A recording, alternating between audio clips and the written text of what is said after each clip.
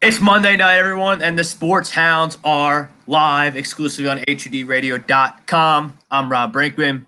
He's Brad Breyer. Frank Vesby is producing the show. As always, the Sports Hounds are brought to you by our doc, make them yours too, Dr. Paul Vidal, Specialized Physical Therapy, LLC, 3 convenient locations, Burlington, Cherry Hill, and Princeton. Like I said, he's our doc, make them yours too. We're also brought to you by the gutter guys at Ambuck Services. They are the gutter and roost experts of South Jersey. Give them a call at 856-879-5530. Tell them A2D Radio sent you. Get that friends and family discount. As always, we are streaming live on Facebook, Periscope, Instagram, and Twitter. YouTube as well. You miss any of the live content here on A2D Radio. Download us, listen to us in podcast form at your leisure. Spreaker, Spotify, Google Play, iHeartRadio, iTunes. The takeover's real. The takeover's everywhere. We're not playing radio here. We're here to stay. It's A2D Radio. Got a lot to talk about tonight. There's no baseball game tonight. We got the NFC East, which is just when I think the division can't get any worse, Brad. It got worse. It got worse. The Cowboys are an absolute train wreck. I don't know how the Giants didn't win that football game on Thursday night in Philadelphia against the Philadelphia Eagles. And Washington, they get a win over Dallas. They're in the mix here. We have the trade deadline on Thursday, which should be interesting because, Brad, you know, any team that trades for a player on Thursday, they got to stay away due to the COVID protocols. So it's not an instant fix. I know you have some ideas on what the Dallas Cowboys can do at quarterback. It'll be interesting to see what the Giants do with players like Evan Ingram, if they're going to buy or sell or what they're going to do there. The Washington football team, they could be a move away from maybe winning this division. And, you know, we talk about it every week here in Philadelphia. That's our base here in Philadelphia about the problems we have here in Philadelphia. And can Howie Roseman step up and try and fix them? I think it's cute that all these articles that come up that Howie Roseman's looking for offensive line and linebacker help.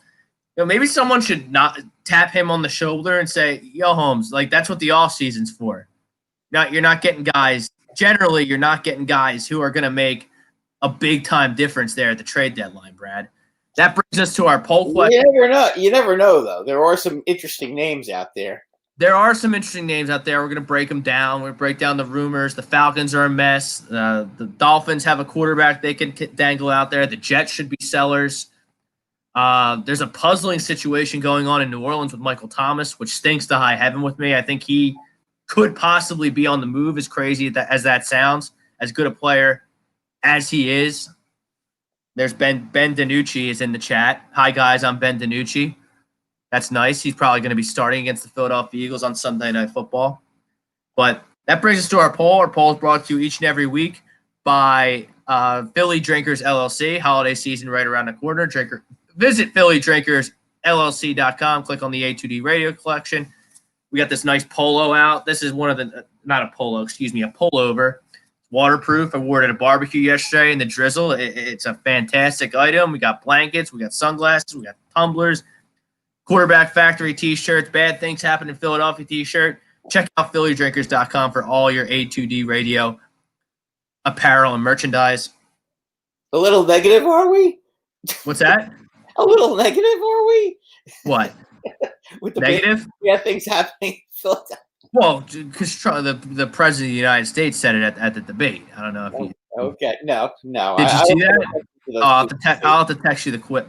I don't want to get too political. I don't want to get down that track. I do want to tell people to go out and vote, though. The election's right around the corner. Go out and vote. I don't care who you vote for. Go out and vote. Make your opinion heard because it does make a difference. Democracy happens one vote at a time, and if you don't vote, nothing's going to change. Go out and vote on Election Day. That's my only political message tonight. Brad, I'll have to send you the clip. It was a pretty funny bit here with the sports fan base at the first presidential debate with the incumbent President Trump against former Vice President Joe Biden. It's fun. It's worth a chuckle, and you'll understand the shirt after you see the clip. I'm sure. It brings us to a question. Can this Washington football team, Brad, can they win the NFC East? Hashtag agree, hashtag disagree. I'm going to throw it to you. Oh, they can definitely win the NFC East. They've got a very, very inviting schedule for the rest of the season. And if you take a look at their schedule compared to the Eagles' schedule, uh, it's way, way more difficult. I mean, the as it stands right now, the football team is a half a game behind the Eagles. They won the first game of the season against them, so they have the tiebreaker in that regard. Um, the other thing is that the football team has on their schedule still the Cincinnati Bengals. They still have a home game with the Giants. They get to play the Cowboys again, and of course they play the Eagles in the last game of the season.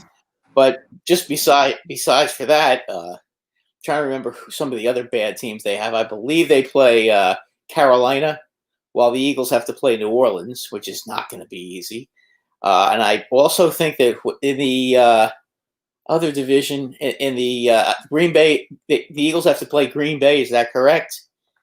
And I think So the Washington's going to play the football Lions. team plays the Lions. I mean, those are two. That is a huge, huge advantage for the football team. Plus, they still get to play their game against the Bengals, which the Eagles have already played, and unfortunately for them, they got a tie against them, which is really going to start looking bad if the football team wins that game. So we'll see. It's going to be a very interesting race. I think the Eagles are going to have their hands full. I mean, they have. If you look down the gauntlet of their schedule, I believe the football team has already played the Ravens already, and the Eagles haven't played the Ravens. They have played the Ravens. They did play the Ravens. They lost by 2, I think. Yeah, I think the Ravens got smoked. The football team got smoked. So I mean, it's going to be close.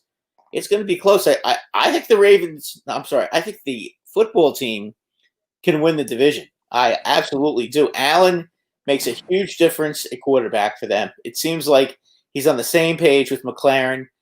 Gibson is gaining a lot of yards on the ground, and their defense is ferocious. A little dirty too. I mean that hit on Dalton by Bostic was just ridiculous. And that's totally unacceptable. There's no place in the NFL. He needs to get suspended for that move. But their team, nonetheless, that pass rush is just fearsome. I mean, they're getting 4 or 5 sacks a game, and when they start playing some of these bad teams, which they're going to be playing in the very near future, they're going to win some games now because they've got they got most of the tough games out of the way. And as I said, the Eagles have to play that first place schedule, so they still have New Orleans and Green Bay, while the football team has the 2 garbage teams, the Lions and the Lions and who was the other one? The Panthers. I mean. Now listen, the football team could just as easily lose those 2 games too. There's nothing to say that they can't. I mean, it's not. We're not talking about them like they're some kind of a juggernaut football team. All the teams in our division stink, but they have a better percentage chance of winning those games. Let's be honest, okay? The Washington has a better chance to beat Detroit in Washington than the Eagles do going down to the Dome to play the Saints. I mean, you can't deny that. And the same thing applies for the Packers and the Lions. I mean, it's going to be tougher. So we'll see what happens. And I have the schedule right here. Now, would you agree that the Eagles are the favorites to win this division now through 7 weeks of the season? Or would you put? I would say they are. I mean, if you're going by percentage chance, between them and the football team, it's close. It's like maybe 51-49, 52-48 for the Eagles, just because based on they have Wentz and Washington doesn't have Wentz. I think that's the difference. But I mean, the thing is, the Eagles are going to have a bigger degree of difficulty. Now, listen, when they're hitting on all cylinders, the Eagles obviously can beat anybody, any day, at any time. But they've also shown, especially on the road, that they can lose to any team at any time as well, and that's going to be rough. Now, I do think the Eagles are slim favorites to win the NFC East. Right. I think it's only going to be 6 or 7 games that might get it done here. Now, the fewer games, the more of a chance that Washington has to win the division. If it takes 7, I think Washington can win 7 games. Just because they've got such an easy schedule left, and the Eagles just have such a hard schedule left. I mean, their schedule is brutal. If the Eagles win the division this year, they're going to have to earn it because it's not going to be easy. And don't think going back to New York to play the Giants a second time is going to be an easy game. They were lucky as hell to win the first game. I'm convinced that New York Giants might never beat the Philadelphia Eagles again. I'm convinced. How the Giants did not win that football game on Thursday night baffles me. Because Carson... They do the same thing. Rob, the Giants do the same thing every week. It's like watching a bad movie, watching a rerun. It's the same deal every week. The Giants have the lead late in the fourth quarter, or they're behind. They're within a score with 4 minutes to go. The offense doesn't get it done, and if they're losing, they'll march down the field, and then when it's time to get the ball in the end zone, an interception, a sack, a drop pass, or when they have a chance to ice the game, somebody will drop the ball like Evan Ingram. I mean, it's the same thing, and then the defense falls apart, and that was brutal. It happened in Dallas too. I mean, the Giants had the ball with less than 2 minutes to go, with all 3 timeouts, in a 34-34 game with the Cowboys, and they had good field position, couldn't take advantage of it, and they had just stopped the Cowboys 3 and out and gotten the ball back, which really made it annoying, and they still couldn't do anything with it. Now, the Eagles have the quarterback in Carson Wentz. All due respect to Kyle Allen, he is not the player that Carson Wentz is. No. I do, however, think that based on the last year and a half, I do think that the Washington football team not only has the edge in terms of a head coach, but has a significant edge in terms of their head coach with Ron Rivera over Doug Peterson. I agree. With Doug Peterson, I mean, I touched on it last week during my little meltdown freakout. Doug Peterson didn't have a good season last year. Doug Peterson is not having a good one this year either. He's not had a good season this year either, Brad. He hit the nail right on the head. And these calls that he's making, Doug was awful in the Giants game. He was terrible. Carson was bad for maybe 30, 35, maybe 40% of that game where he just didn't make any plays and kind of went away. But then he started fast and he ended fast. So that was enough. That was an incredible pass that he threw to Boston Scott at the end of the game. Yeah, and he started fast and he finished fast. That was a dime. I mean, and it had to be right. It had to be right. It had to be right there too. So, yeah, the Eagles have the QB advantage. Washington, I think the Redskins. I keep calling them the Redskins. I think Washington has a significant advantage as far as their running back. I think Gibson is better than anybody the Eagles are putting on the field right now. It depends when Miles Sanders comes back, but Gibson. Right now, I'm talking about right now is presently constructed with who's playing right now. I would be shocked if Miles Sanders played against Dallas. I would be really surprised, but I mean, if he's banged up, he probably shouldn't play. Isn't this kind of a game with if Ben DiNucci is starting a quarterback with a bye after the Dallas game? Now, this is dangerous because you tried to do this in week 1 to manage Lane Johnson's load and Miles Sanders' load, and the quarterback played awful, and he ended up losing to the Washington football team, which could loom large in terms of tiebreakers. But with even Dwayne Haskins is a much better quarterback than Ben DiNucci. I mean, who's Ben DiNucci?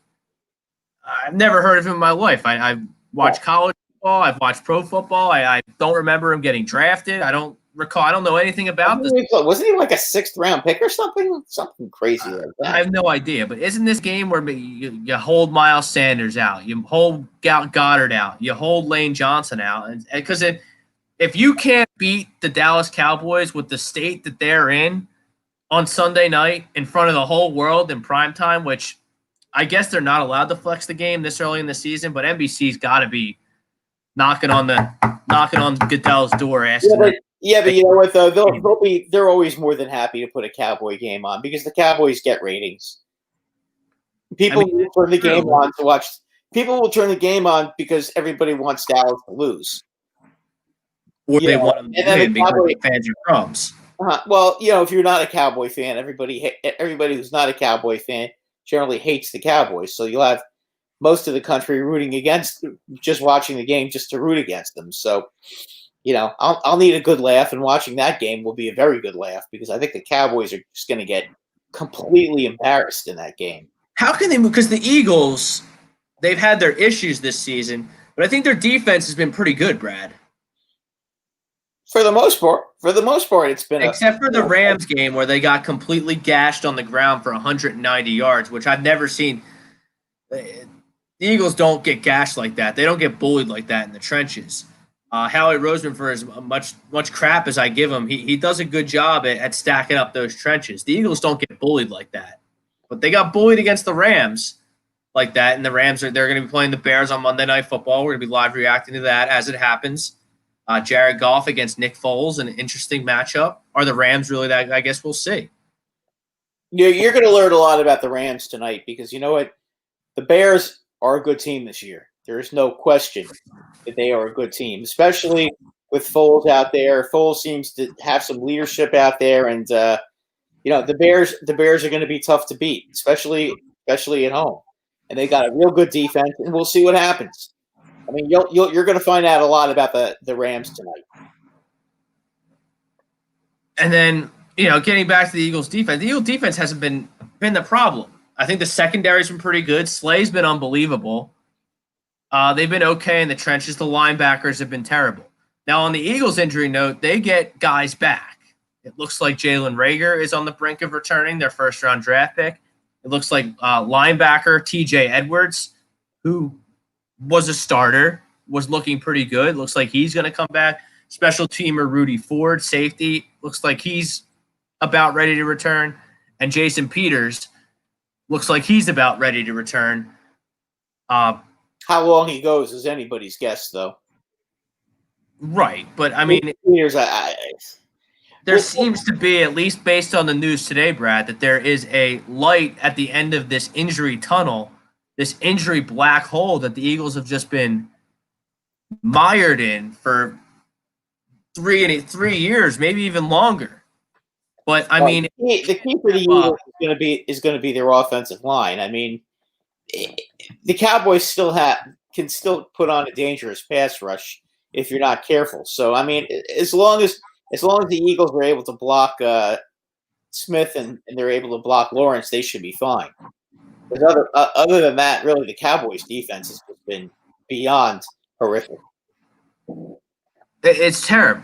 It's brutal.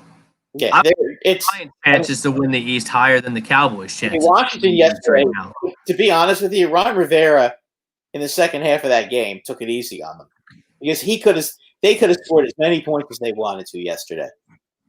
I mean, Dallas had no answer for them, and their offense. Let's be honest, okay. That quarterback looked scared yesterday every time he went back to pass because they were just coming in on him and they were pounding on him. I mean, the Cowboys' offense yesterday, especially in the second half, after Dalton went out, I mean, that was just horrendously bad. I mean, I've never seen a Cowboy offensive line. Well, I mean, I have, but it's been a long time. It's got to be decades since the last time I saw a Cowboy offensive line just get brutalized the way they got brutalized yesterday by that Redskin front. I mean, that front four with Montez Sweat and Young and Kerrigan. I mean, that's a tough defensive line. He's out of Pitt. Ben DiNucci, just a little background on him. He's a 7th round draft pick. He's a rookie. He's at Pittsburgh. And you don't expect to see him play. I think that's the whole point. Yeah, but my point being, Brad, if Carson Wentz and this coach, Doug Peterson, and whatever healthy bodies they can scrape together to put around Carson Wentz and fill out a defense. If you can't figure out how to beat a Ben DiNucci-led Dallas Cowboys squad, I mean, it's over for you. I mean, that's a terrible loss. That's a backbreaking loss, and that's just a loss that's just not only unacceptable, but probably ends your season. Because if you can't beat a Ben DiNucci-led Dallas Cowboys team, how are you going to beat the Saints? How are you going to beat the Seahawks, the Cardinals, the Browns, who bounced back yesterday? You know, all these great teams that are still on the Eagles' schedule. It's going to be impossible.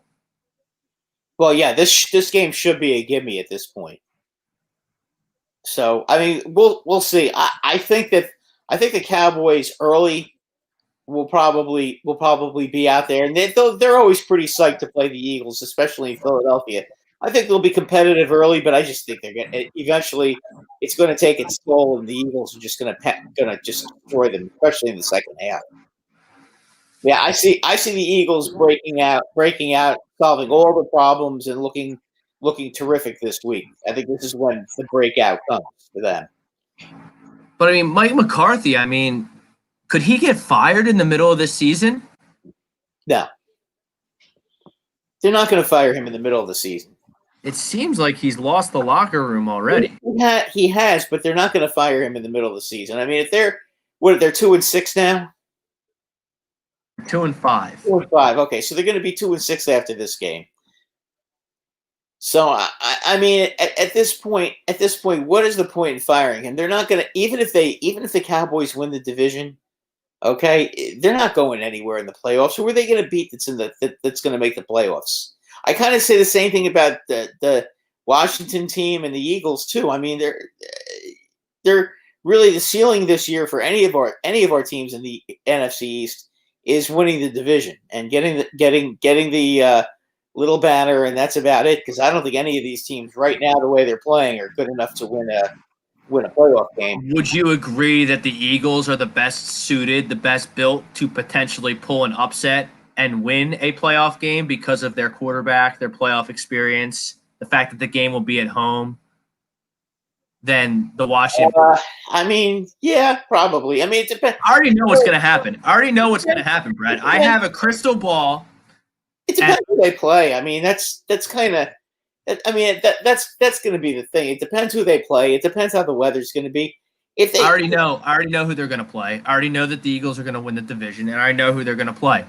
They're going to win. The Eagles are going to narrowly win the East, probably with a 6-9-1 record, and they'll play either New Orleans or Tampa Bay, probably. No, know who they're going to play. They're going to play Nick Foles and the Chicago Bears. And for the I think the Bears would roll them. To be honest with you, well, that would be not good for the beginning of Carson Wentz's offseason, losing a playoff game to Nicky Six, Nick Foles. The problem is the Bears, hero of Philadelphia. The Bears are built to play in bad weather. So I understand that, and it probably wouldn't be Carson's fault because the Bears are a better team than the Eagles. But all the cretins that are the Folesian society are going to crawl out of the woodwork and blame everything on Carson Wentz and say we never should have let Nick Foles go and we should have traded Wentz if Nick Foles beats Carson Wentz in a playoff game. Nick Foles could have 2 yards passing. Carson Wentz could throw for 800 yards and 8 touchdowns, and the Bears win somehow. It'll be Carson Wentz's fault, and Nick Foles will be the savior. You think that I'm thinking that it's going to either be the Bucs or the Saints, because I just think they're going to have a better record at the end of the season than the Bears. I'm not impressed with the Saints, Brad. Well, the Saints will get it together. I mean, right now they're having some issues with Thomas, and you know what? They'll have all those questions answered by the end of the season. And don't forget, they still are going to have Kamara, and they still got plenty of good receivers on that team. I know they're playing. I know Nick Foles is coming to town wildcard weekend. You think? My bones. That would be. I know it in my bones. And for the love of God, Carson better win that football game. Yeah. And you know what? They're not going to win that football game because they're not as good as the Bears. Right now, they're not. As I said, we're talking about right now. We don't know how healthy either team is going to be. come the playoffs. So we'll see what happens.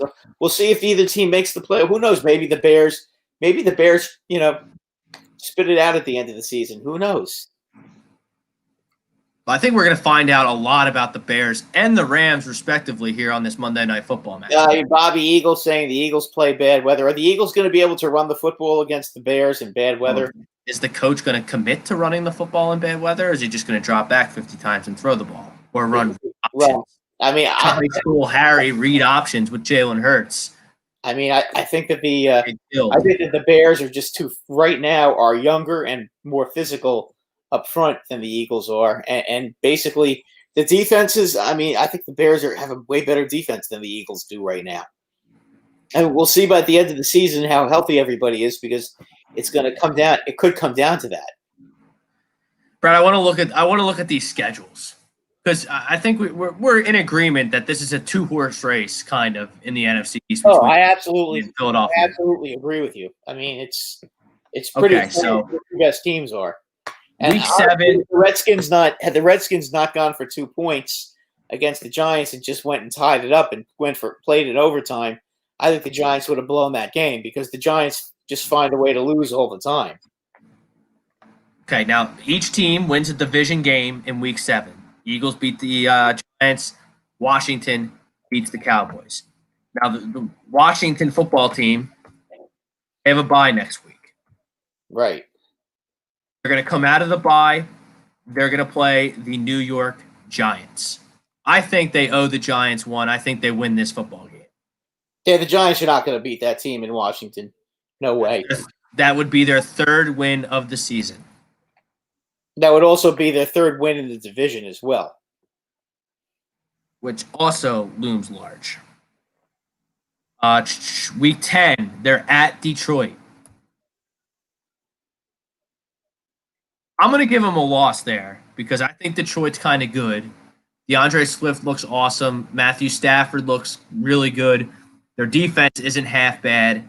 Jeff Okudah, their 3rd overall pick out of Ohio State, he really looks like a player. I think they lose, so they're going to have them losing that game. That's possible. And then they're home against Cincinnati. I have them winning that game. That's their 4th win of the season. Then they play the Cowboys. Play the Cowboys at Dallas on Thanksgiving. I have a win there as well. That's going to be their 5th game win of the season. And it gets pretty tough for them. Then they're at Pittsburgh, loss. That's a loss. They're at the rest San Francisco, loss. That's probably a loss. Then they play the Seattle. That's a loss. Seattle, loss. Then they're home for the Panthers. That's a win. So what do we have, 6? So then you're at 6, and then you have the division potentially on the line in Week 17 against the Philadelphia Eagles in Philadelphia. I think the bottom line, Rob, is if you look at the schedule and you break it down the way we broke it down, that Detroit Lion game really is the swing game. Because I think most of the games are pretty clear cut who they should beat and who they're going to lose against. Yeah, I don't think there's any argument about any of those games, but I think if they beat the Lions, they would have 7 wins going into that final game of the season against the Eagles. So that game could really be crucial. Then you look at the Eagles' schedule. Let me get it up here. I just had it. Hold on, give me a second. Yeah, give me a second too.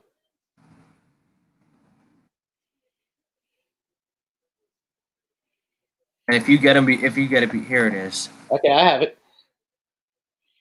So the Eagles sit at 2-4-1 in the first place by a half game. Dallas win on Sunday, 8:20 Sunday Night Football. That's their 3rd win. You would expect they would beat the Giants, so that would be their 4th win.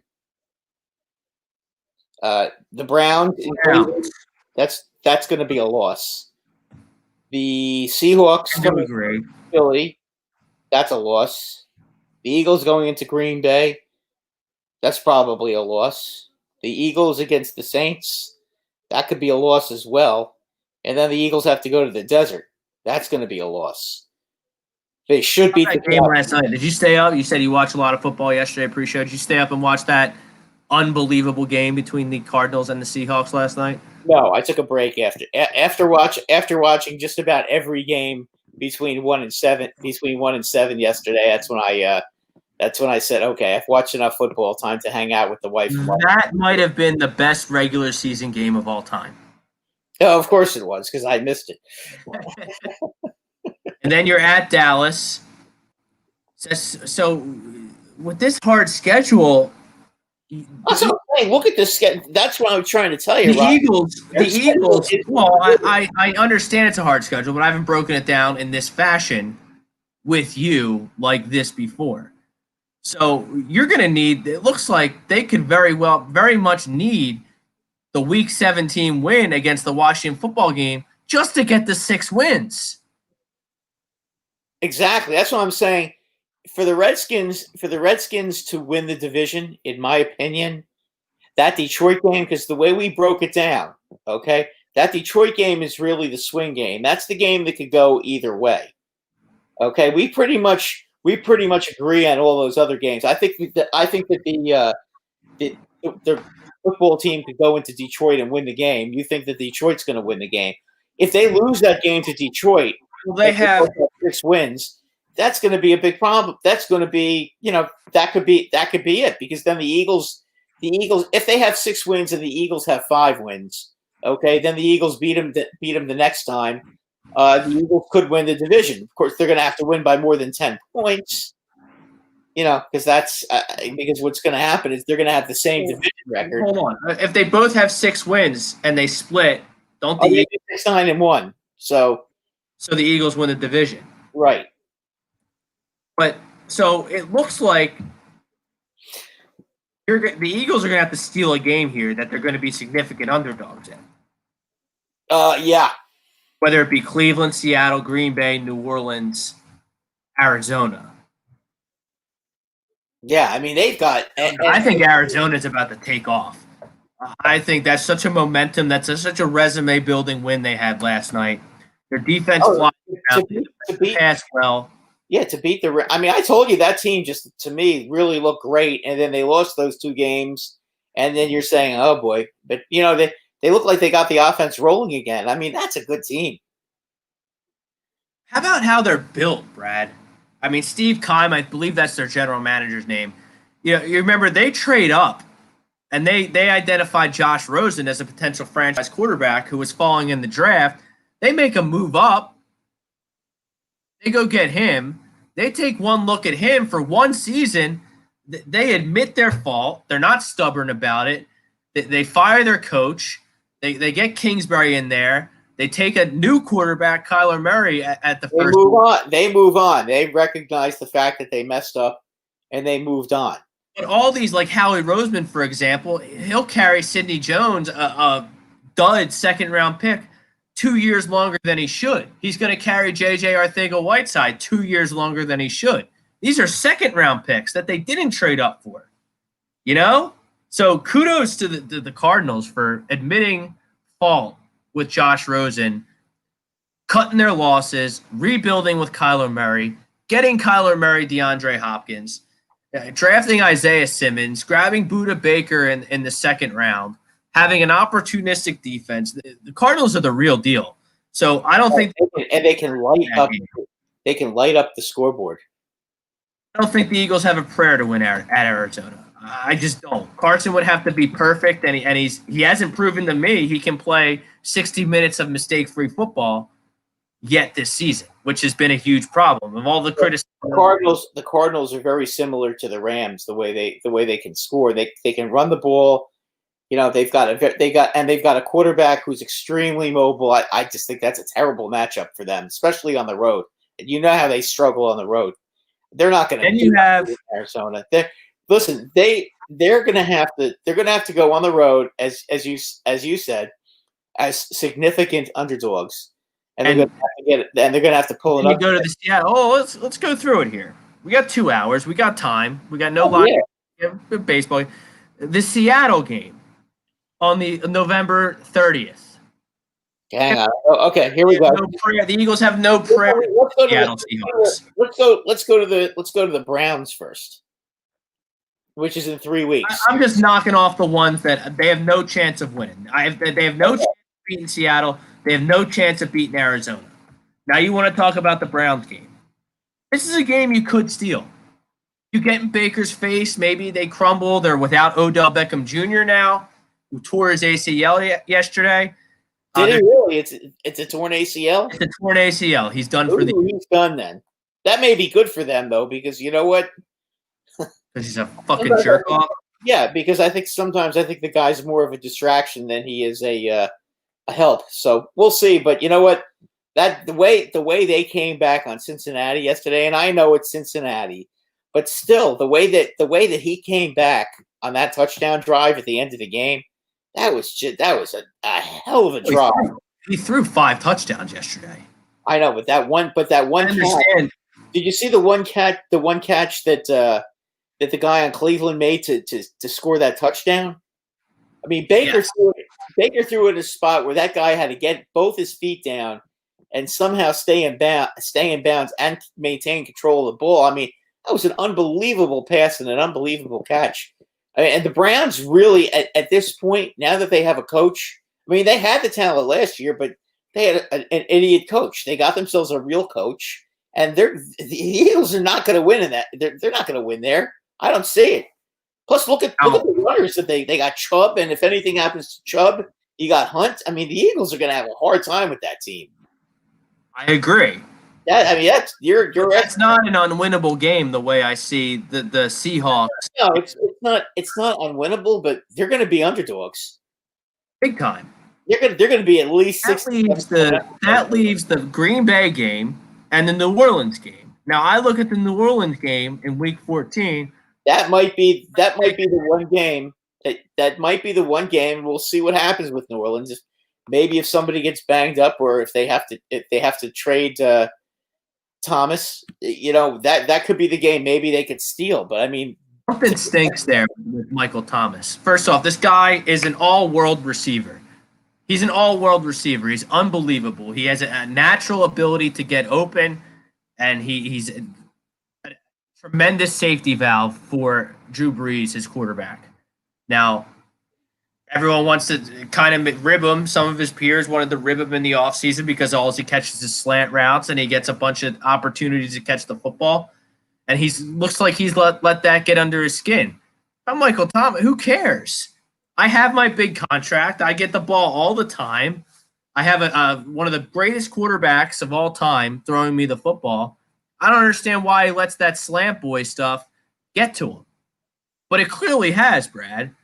Now he's got a high ankle sprain.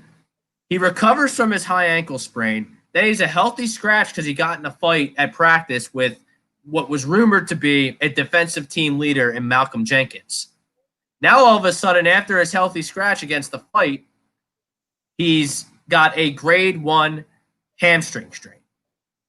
Now, if that doesn't stink to high heaven, that they're trying to keep him away to potentially move him before Thursday's trade deadline or Wednesday's trade deadline, whenever it is, I don't know what does. And very strange. That is a strange one. My biggest fear in this whole NFC East saga is that the Washington football team steps up and trades for Michael Thomas. What about if they trade for Julio Jones? I don't think Julio Jones is going to get traded. I think from the sound bites that I read in preparing for the show, he likes playing down there. He's from down there. He played his college ball at Alabama. He's got his money down there. He's an excellent player. I don't think he's going to get traded, but he might. Well, there are rumors about him getting traded. There's Golden Tate is possibly going to get traded. I don't know. Is Howie Roseman going to do that again? Trade another draft pick for Golden Tate? I don't think Howie would want him, but the Redskins might grab him, or the football team. Excuse me.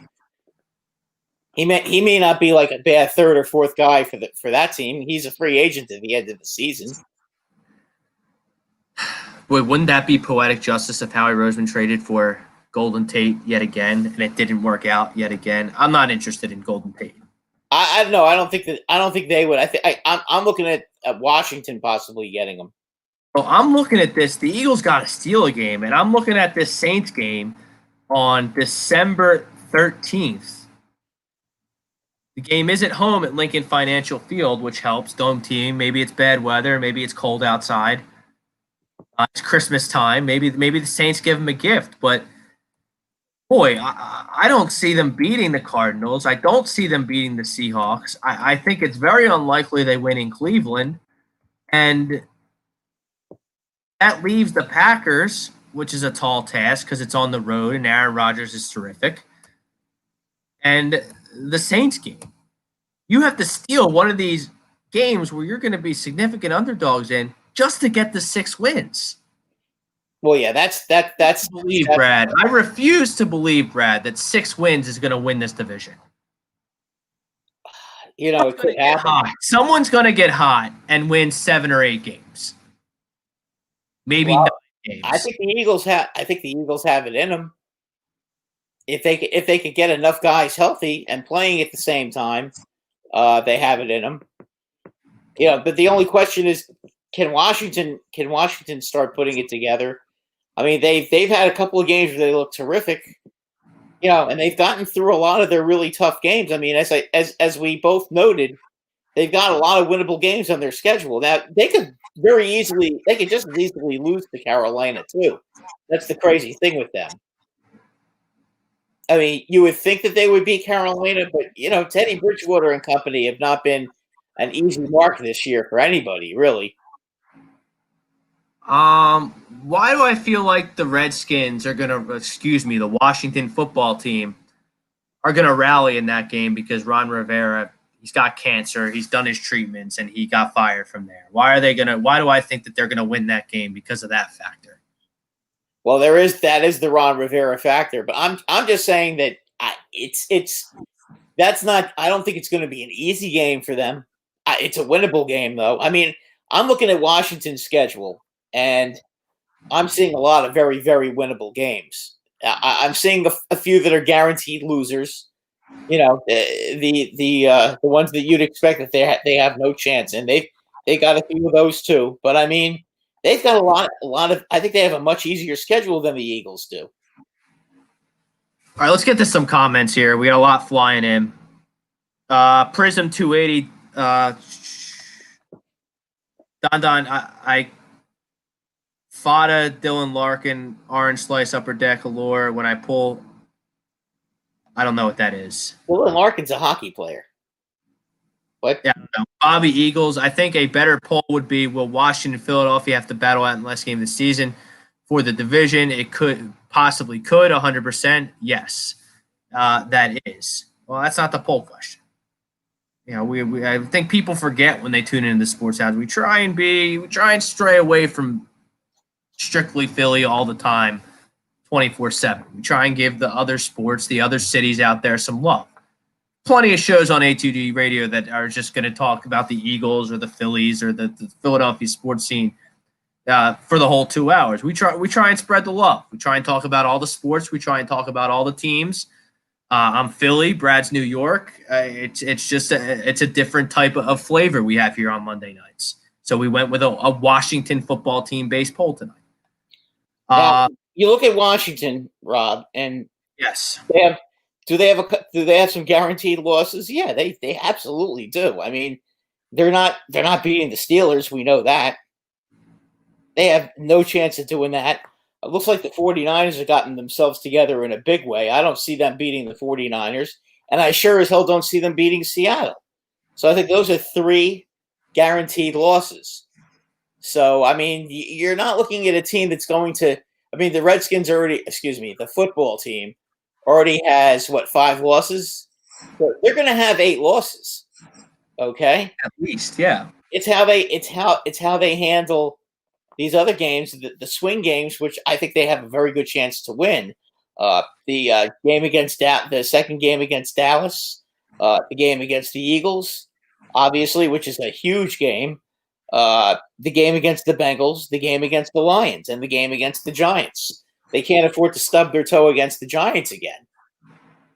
But based on the way they played the last couple of games, though, they should have beat the Giants last Sunday, but they didn't. Rivera took a chance and threw the game away by going for 2 points instead of just tying it and then trying to win it in overtime, which I still don't understand why they did that. But if they were able to sneak that game out against New York and they have 3 wins right now, they're in firm control of the division based on the Eagles' schedule that we just read. Yeah, I mean that's the whole. That is what's making it so difficult for the Eagles, because they lost a couple of games that they really, at the beginning of the season, you would have thought that they would have won. They lost that first game. When the Eagles lost that first game to the football team, that didn't help. But then when they got the tie against Cincinnati, that's a game that could really come back and haunt them. Is underway. We'll give you updates throughout as it goes. The Rams. I believe Joe Mixon is out. Is now injured. I don't know how badly, but he's not. Yes, he's week to week with a foot sprain. He didn't play against the Browns. We'll see. Yeah, not good for my fantasy football teams, Brad.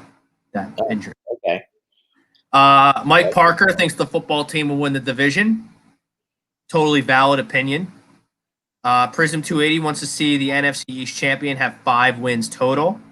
Oh, stop. Come on. I don't know why you would want to see that. That would be terrible to see that. That would be so bad for the NFL if that happened. I don't think that's going to happen. This season's a crapshoot for everyone. That's from Peter Evans. You can check Peter Evans out on Birds of a Feather, airing every Tuesday night, 8 o'clock, here on ATD Radio with Chucks Manaran and Michael Chromiak. Bobby Eagles, we're getting healthy and everyone else will remain the same. Dallas isn't coming back from Dak going down and no defense. That's interesting, Brad, because you had some propositions with the trade deadline looming that could potentially net the Dallas Cowboys a starting quarterback. Yeah, I mean, you and I discussed this before the show, Rob. Ryan Fitzpatrick would be ideal. Yeah, and I would think he would be eminently available because obviously the Dolphins are going to go with Tua and have to get the Tua era started. So you would think that at that point, I know Fitzpatrick is a really nice backup quarterback, but the Dolphins can't seriously think that they're going to contend for a playoff spot in the AFC. So, at this point, you would think that a guy like Fitzpatrick, they might be able to steal a second or a third round pick for Ryan Fitzpatrick. Who knows? Maybe at first. It depends on how desperate is Dallas to get Ryan Fitzpatrick. Now, the other one would be Joe Flacco. Yeah, he's one. You could get him probably for a 6th round pick. Maybe. But who knows? Maybe Ben DiNucci comes out and lights the world on fire with all those weapons. Who knows? I wouldn't put it past. Nothing would surprise me in terms of this. With that offensive line, though, the way their it doesn't look good. Yeah, obviously not. But a rookie starting his first game, I would think that you would almost have to look at. And again, I don't think that Andy Dalton looked good at all. I thought Andy Dalton looked terrible, to be quite honest with you. No. So and with as bad as he looks, I would say that the Cowboys need to make a change. So don't be surprised. There are some guys out there who they could look at who might help the team.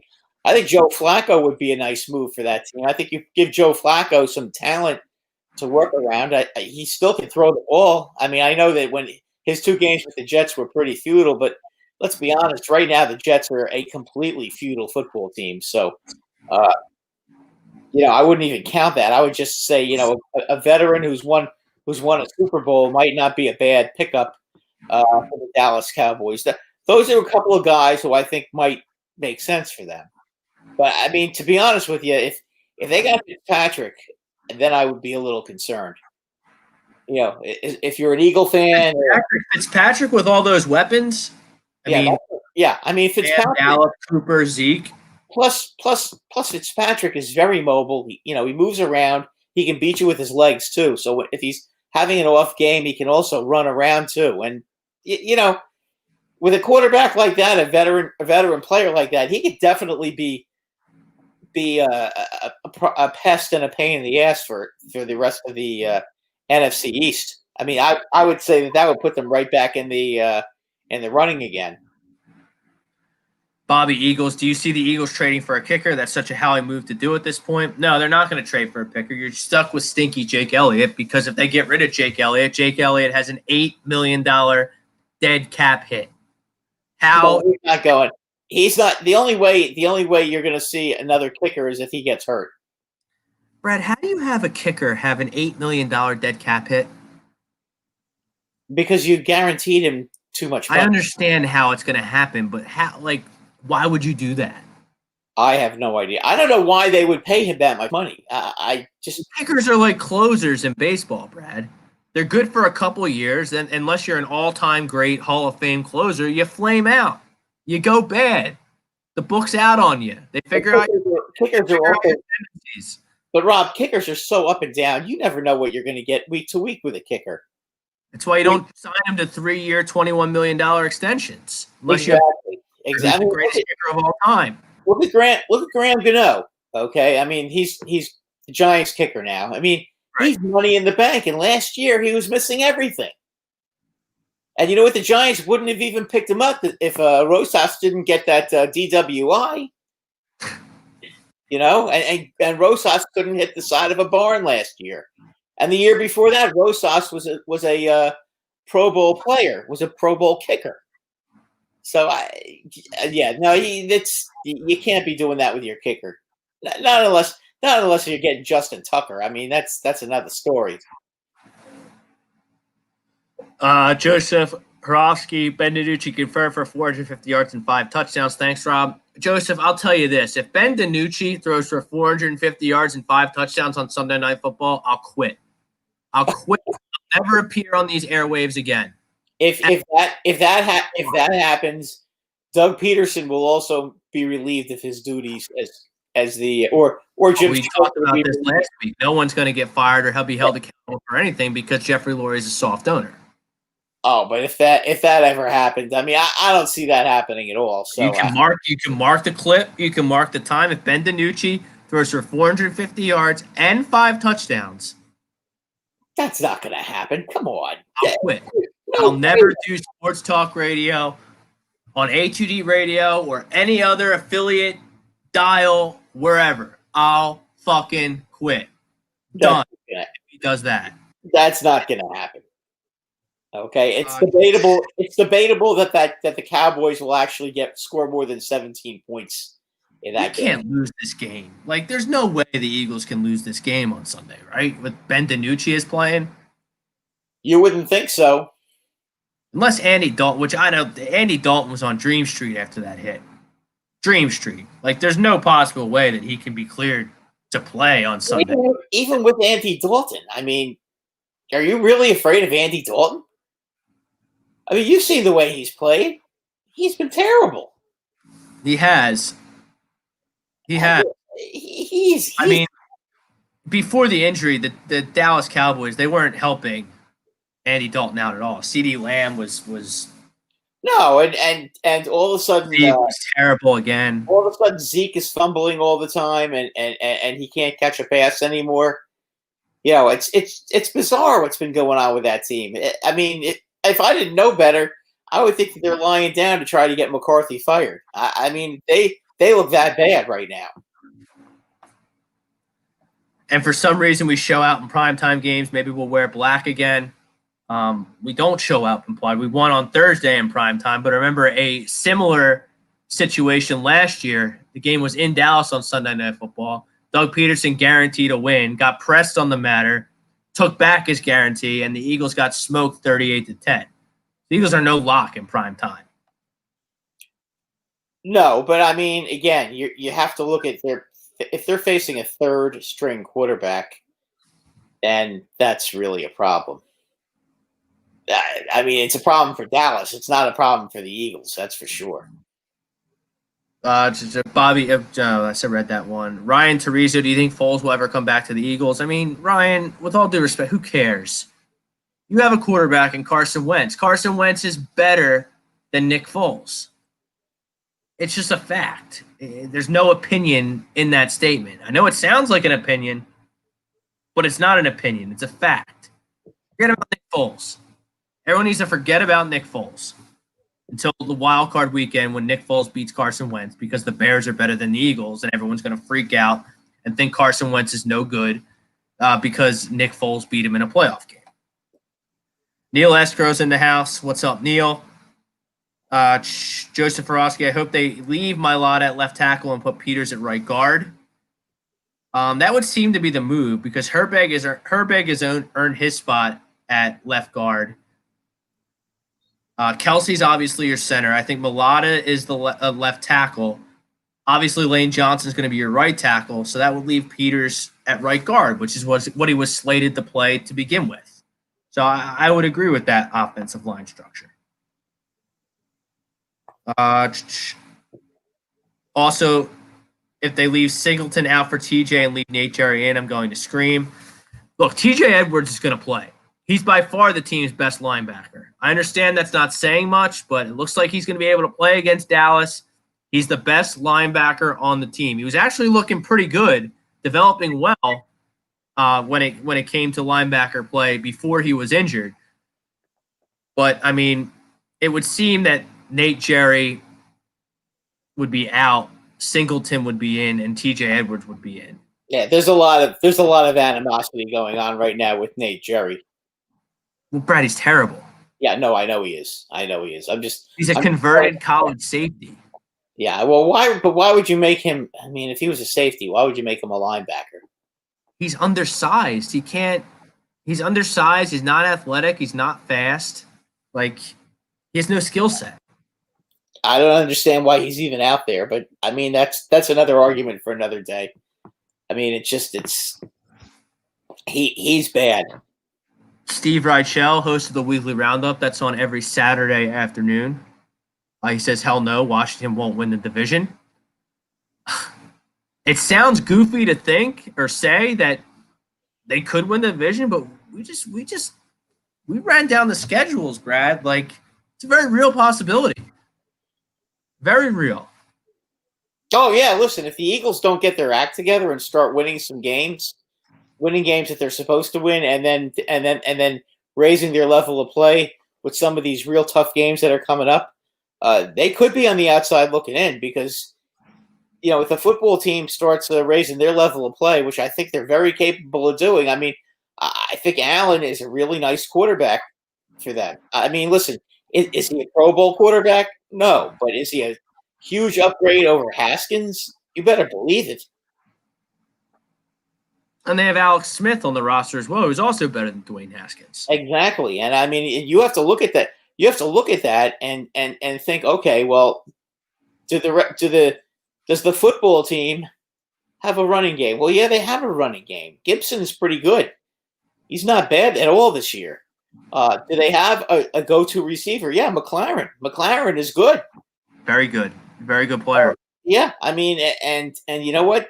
Their defense can be ferocious at times.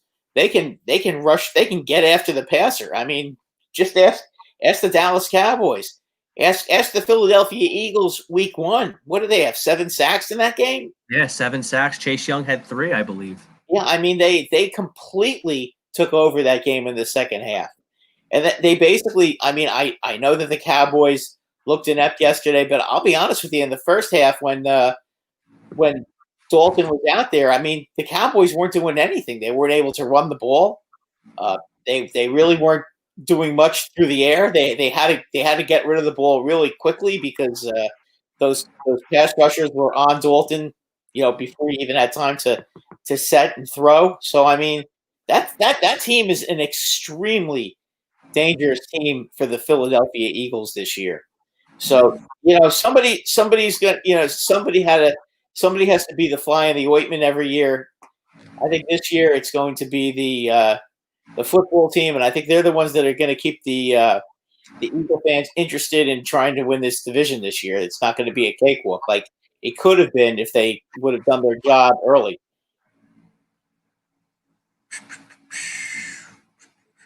Let's see what we got here. J Thriller J, who has the leverage now, Dak or the Cowboys? Yeah, exactly. Cowboys might have a top 2 pick. We can draft a first-round QB and save the money for sign Dak and build through the draft. Look, I think the Cowboys, I mean, you don't want to see Dak get hurt, but I mean, why would you not go back to the Cowboys on a 1-year prove-it deal after your injury? I mean, they have the receivers, they have the running game. Their line, I understand it's hurt right now, but some of those guys are going to come back.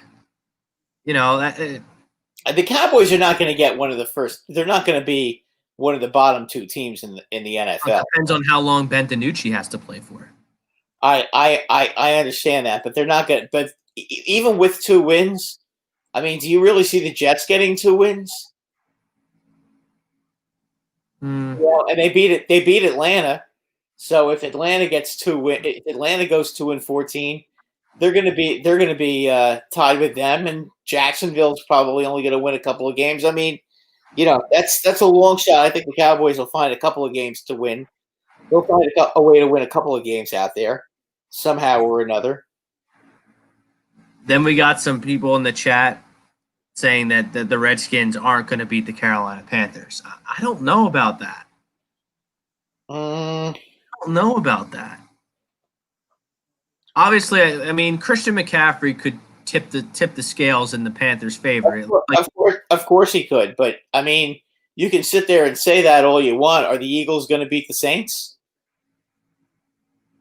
I think that the football team has a better chance to beat the Panthers than the Eagles do to go down to New Orleans and beat the Saints. I mean, I don't know how you guys could possibly disagree with that. I mean, if you really believe that, then you know you're kind of drinking the Kool-Aid here, because that's not being realistic at all. That's just, you know, you have to look at it. You have to try to take off your rose-colored glasses and look at this thing realistically. Do you really think that you're going to go to New Orleans and win with the way this team has played this year? They have not shown me that they can play 60 minutes and beat the New Orleans Saints on the road. And I think you just pointed out a lot of strengths that the Washington football team has. Look, they're running the football effectively with Gibson. Gibson's also a dynamic player out of the backfield. Kyle Allen, while he's not Carson Wentz or Patrick Mahomes, you know, he's managing the game. He's keeping them in games. He's doing his job. They have an excellent pass rush. They have a go-to receiver in Terry McLaurin. I think the Washington football team has now in a regular season where they're not in the worst division in football. Would the Washington football team have a chance to be in the playoffs? No, but this is an extenuating circumstances, and I think the Washington football team has an excellent chance of being the best of the worst in terms of the NFC East. And the first place, I believe it was Neil Eskrell just mentioned what we've been talking about in terms of the schedule the whole show. It's a first-place schedule against a fourth-place schedule. Yeah, and you know what? And right now, those 2 games haven't been played yet. So you have to play the games out. As we've been saying, who would you, if you're the Eagles, would you rather play Green Bay or Detroit? I mean, I think that's pretty obvious who you'd rather be playing. If you're the Eagles, who would you rather play? The Saints in the Superdome, or would you rather play Carolina? I mean, again, you know, that's an easy one too. I mean, I do like what the Lions are doing in terms of this season. I don't know if it's going to result in many more wins or a playoff appearance or what have you. I like the direction they're going. I think they're a sneaky team.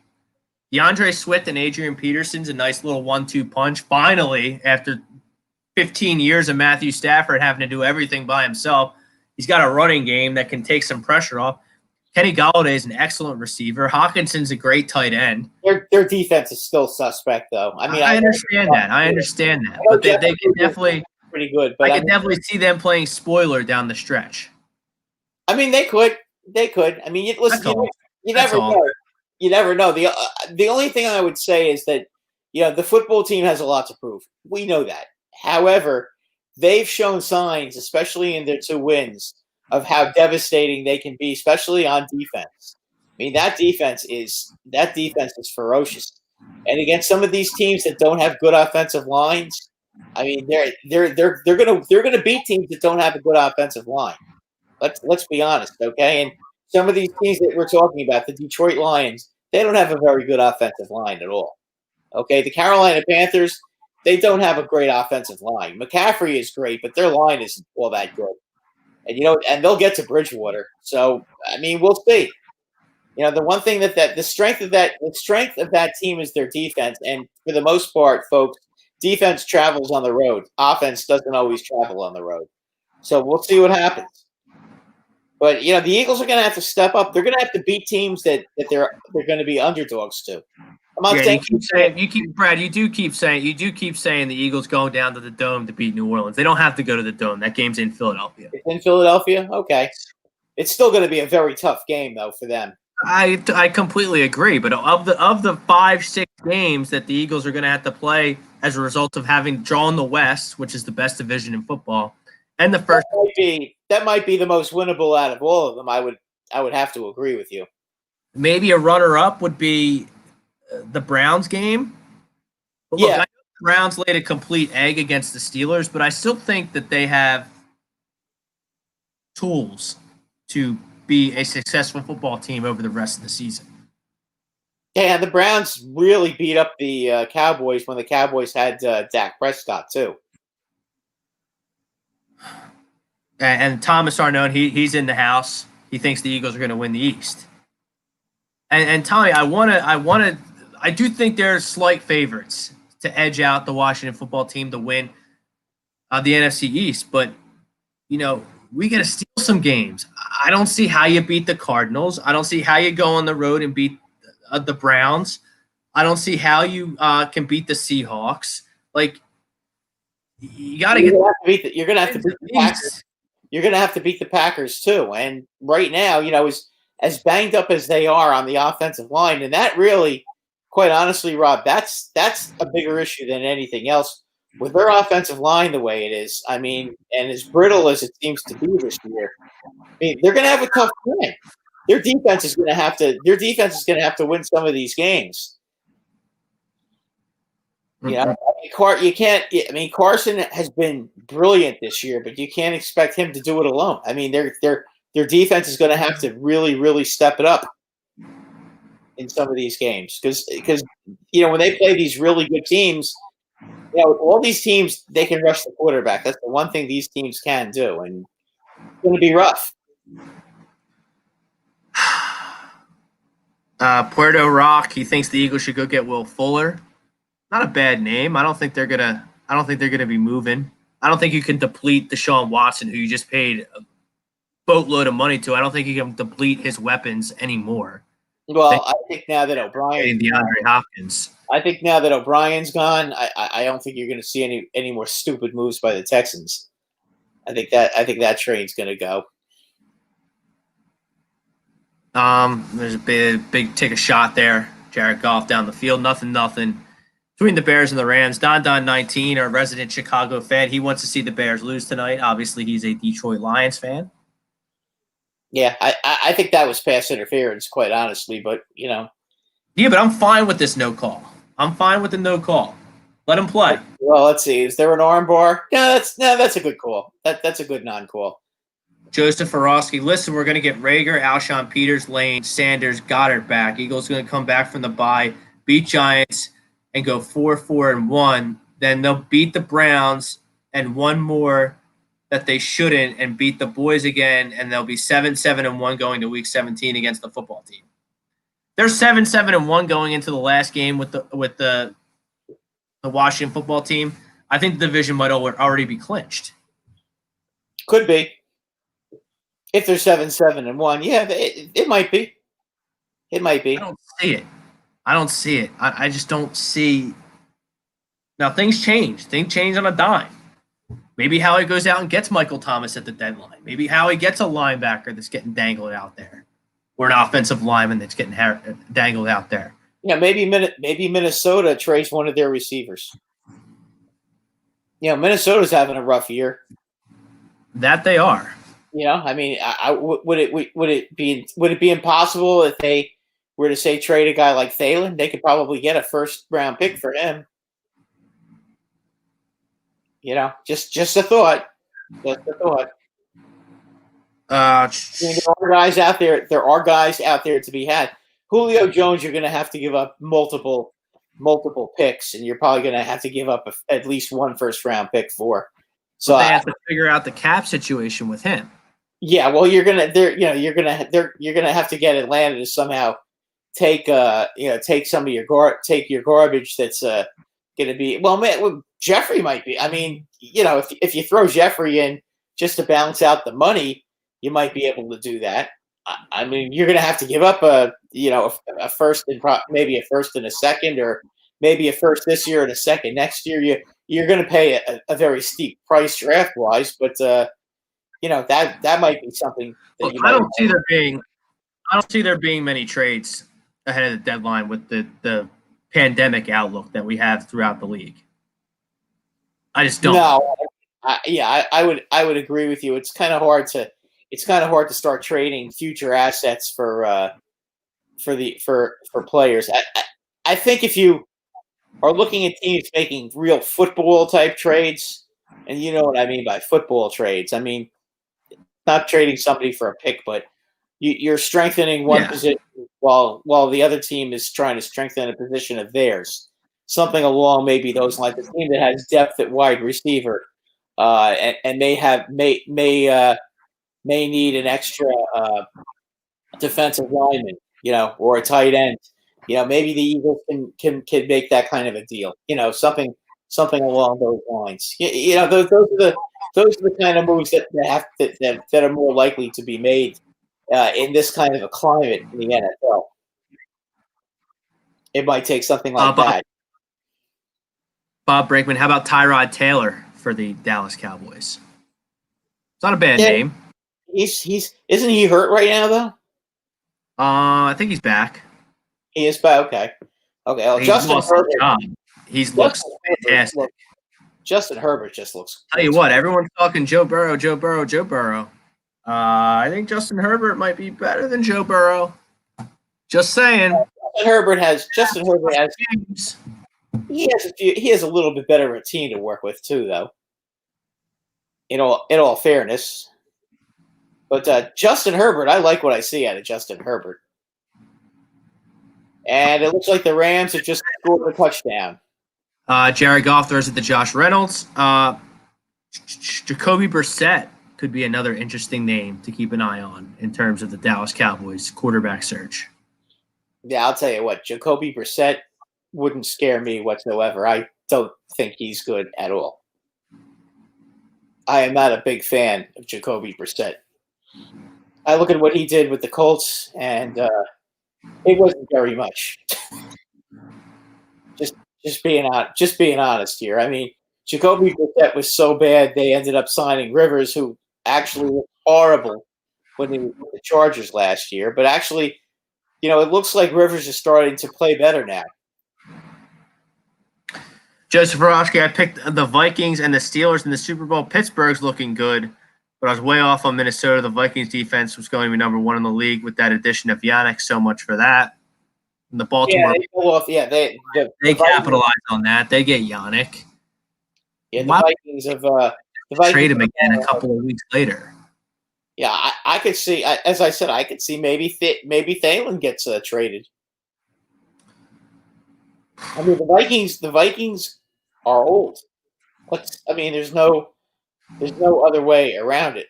They're old, and they did get a first-round pick from Buffalo. It might be a good idea for them to maybe move a couple more guys and load up in the draft this year and try to get younger and see what they can do, because at this point, they're old and they're not very good anymore. I think last year may have been it for them. Brad, let's look around. That rounds out the read our comments as we go in. We're live reacting to the Monday Night Football game. We're dissecting the awful NFC East. We're going to talk some World Series later. They're off tonight. Tomorrow night we're going to have Blake Snell. It's going to be on the bump for what's a must-win game, obviously, for the Tampa Bay Rays. But you watched a lot of football yesterday, Brad, working the direct TV, working the satellite dish. The Pittsburgh Steelers are really good. They're now the only unbeaten team. They were very fortunate, though. Let's be honest. Okay, the Titans missed that field goal at the end of the game. I mean, they did get the ball back. Their defense held. They came back from a 24-7 deficit, and they had a chance at the end to win the game. And unfortunately for them, they missed the 46-yard field goal, and they end up losing the game by 2 points. I mean, that was a hell of a game. But you know what? The Steelers, to their credit, they're the first team really that kept Henry somewhat under control. I mean, I think Henry had 20 carries for 75 yards. Yeah, something. He didn't have 100 yards, and I don't think he had a touchdown. I could be wrong on the touchdown part. I don't know if he had a touchdown, but I think he had 20 carries for 75 yards. I mean, listen, 75 yards for a running back these days is pretty good, but I mean, for him, that's not very good. And the Steelers really are looking good right now. They really are.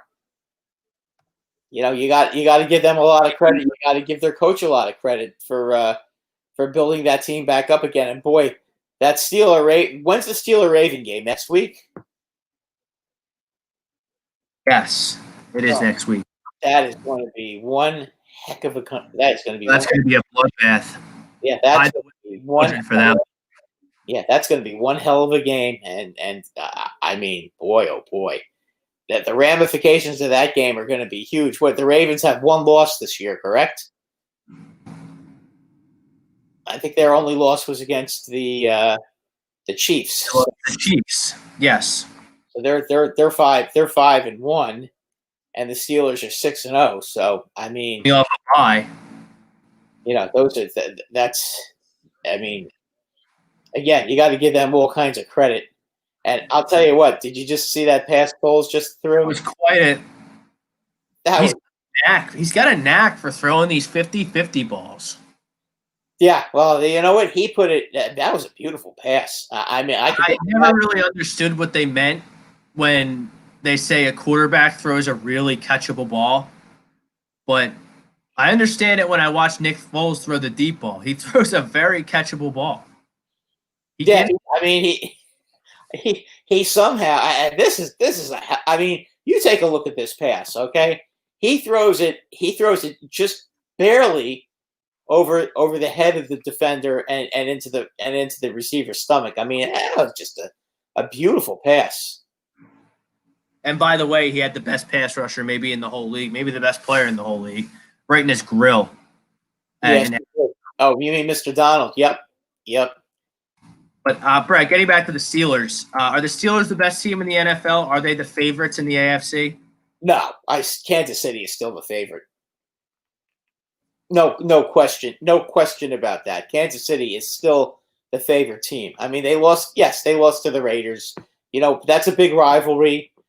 Maybe Kansas City didn't take them seriously enough. But no, I think that they are definitely still the team to beat in the AFC. Very convincing win against Buffalo in Buffalo. That's not an easy place to win. And Kansas City just yesterday, they just were in annihilation mode yesterday. That was Kansas City. I still think Kansas City is still the best team. I'll tell you what. I'm going to say it again. The most impressive team I saw yesterday was the Tampa Bay Buccaneers. They're about to go on a run. Well, they looked just. Yeah, I mean, they looked great against the Raiders yesterday. I mean, the Raiders, I thought, played pretty well. And they did play pretty well for 3.5 quarters, but it just, the Bucs they have so much talent, and they've got so many weapons. I mean, and, Brady if you're open, Brady will find you. In Tampa Bay's defense, they seem to be able to get to the quarterback, time and time again. that's a tough team, and you know what, they seem to be getting better and better and better. I do think that they're the favorites in the NFC after watching what they did to the Green Bay Packers and the Oakland Raiders, respectively, in the last 2 weeks. Let's forget about Tom Brady. Let's forget about Tom Brady and their offense for a second. Their defense is fierce. Oh yeah, and they get a lot of sacks. They have a huge pass rush, and that has a lot to do with it. I mean, they are just. Brad, you have Barrett and Ndamukong Suh up front. Ndamukong Suh looks like he's back in his Detroit days. He's playing. Yeah, Suh is definitely inspired. I mean, I don't know why he wasn't playing like that with the Rams. Who knows? Maybe because Brady's there, it got his manhood up a little bit. I mean, I just think that Brady being on that team, it just seems to me like the whole team has gone to a new level the last few weeks. I mean, these last two games that they played, I mean, they annihilated the Raiders yesterday, and the Raiders were, I'll tell you what, the Raiders gave them a real good battle for 3 quarters. And Derek Carr he's making some nice passes. But you know what? Eventually, the pass rush wore that offensive line down, and they ended up taking a lot of penalties in the fourth quarter. And, they basically ran them off the field again. And right now, in the NFC, if you're asking me right now, Tampa Bay just might be the team to beat. You have maybe the best linebacking duo in Levante David and Devin White. Devin White's all over the field. 45 in White yesterday was everywhere. He was a menace. Yep. Oh yeah. I mean, their whole defense is a menace, Rob. Then you go to their offense. Chris Godwin's healthy. Mike Evans did nothing yesterday. It was a non-factor yesterday. They still scored 45 points. Ronald Jones and Leonard Fournette. And don't look now, but Robert Gronkowski is getting into football shape and being a real factor at the tight. Oh yeah. No, he's been huge for them, and they're going to be tough. I mean, as good as the Seahawks look, and listen, Russell Wilson and he didn't really play that good last night. No, he threw 3 interceptions yesterday. But I mean, Tyler Lockett has become an outstanding receiver. They've got some weapons, and they're a real good team too. It's going to be interesting to see between those two teams who is going to be the better team. Because right now, if you're asking me at the midway point of the season, which is actually 7 games right now, but we're pretty close to midway through. Close enough, yeah. Right now, I think those are the 2 best teams in the NFC, hands down. And then we'll have to see.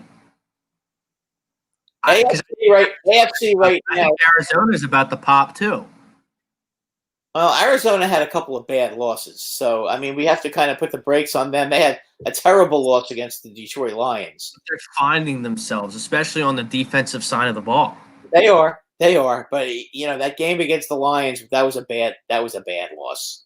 Well, I mean, I just talked about the Lions. The Lions are not. I mean, I wouldn't say the Lions are good, but I like the direction they're going, and they're not a bottom feeding easy out this season. They're just not. They have a franchise quarterback in Matt Stafford. They have a great running attack. They have a great tight end. They have a number 1 receiver in Kenny Golladay, and they're not horrendous on the defensive side of the ball. They have a defensive minded head coach. No, they're a better team than they were last year, no question about it. But I mean, they'll probably come in 3rd this year in that division. Right now, they're probably the 3rd best team in the division.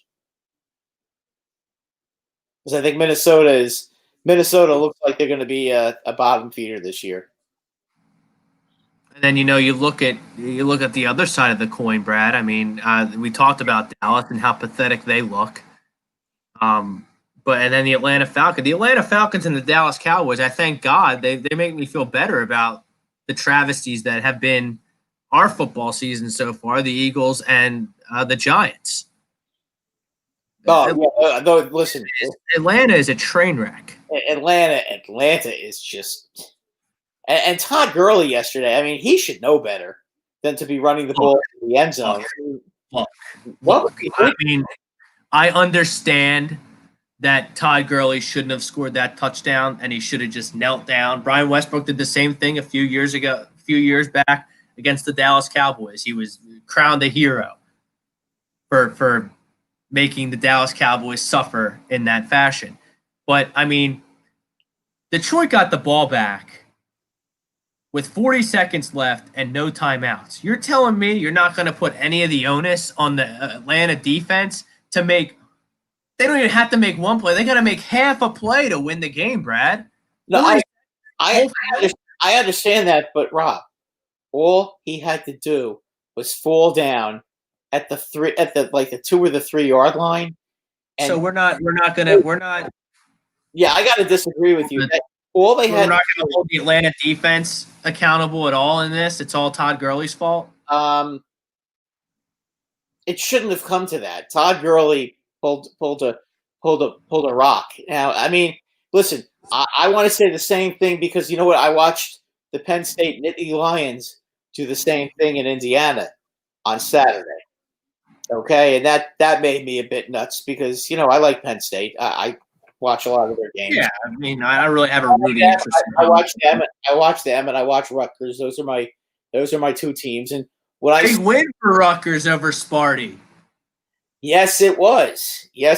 We finally got a win in the Big Ten. I think Ralphie Delavecchio is still hiding under a rock after they a diehard Michigan State fan for whatever reason. He's got to be under a rock somewhere. Losing to Rutgers as 11-point favorites? Well, all I'm going to say is Greg Schiano is back. And Greg Schiano had something going when he was coaching Rutgers. And, unfortunately, he was too good and he went to Tampa Bay and then he did the college route, ran around, went all over the place. And, Rutgers finally is bringing him back. And you know what? I think the Rutgers has a chance to be 4-4 this year.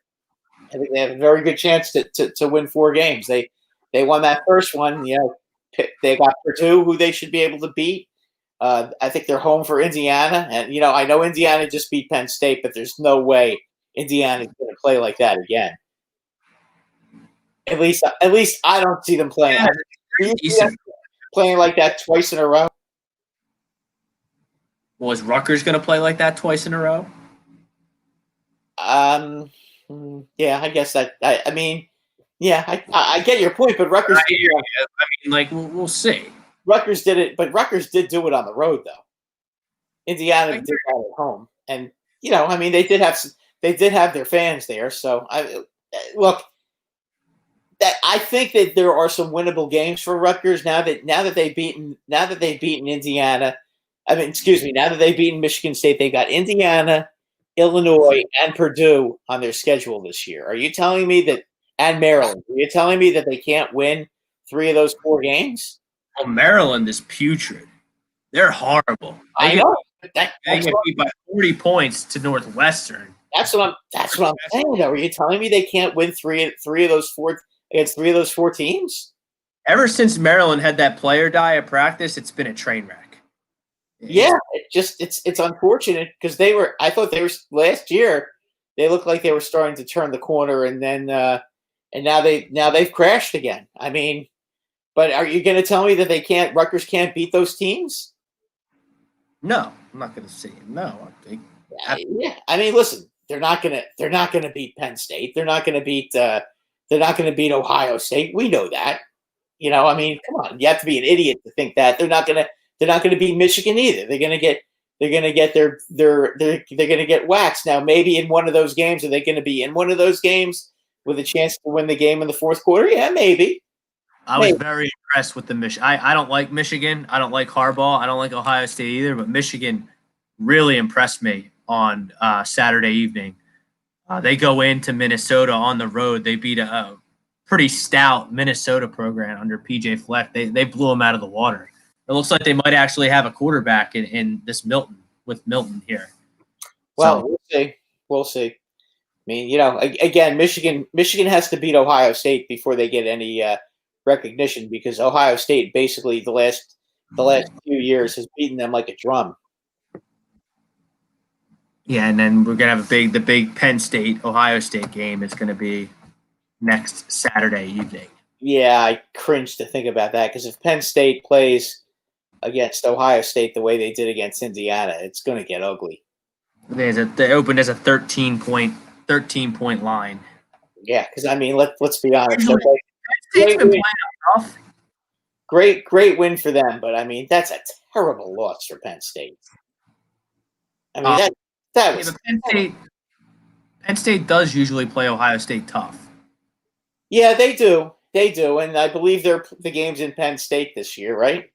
That's correct. All right, so I mean, they get the game at home, but that their quarter, and I thought their quarterback played pretty well in the second half, but I mean he's going up in class quite a bit against that Ohio State defense after, and Penn State had enough trouble with that quarterback on Indiana, that left-handed kid.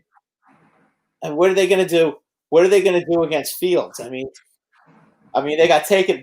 Their defense basically got taken apart by I can't remember the guy's name. Michael Penix. Okay, yeah, thank you. I mean, he looked more like Michael Vick in that fourth quarter and in that overtime.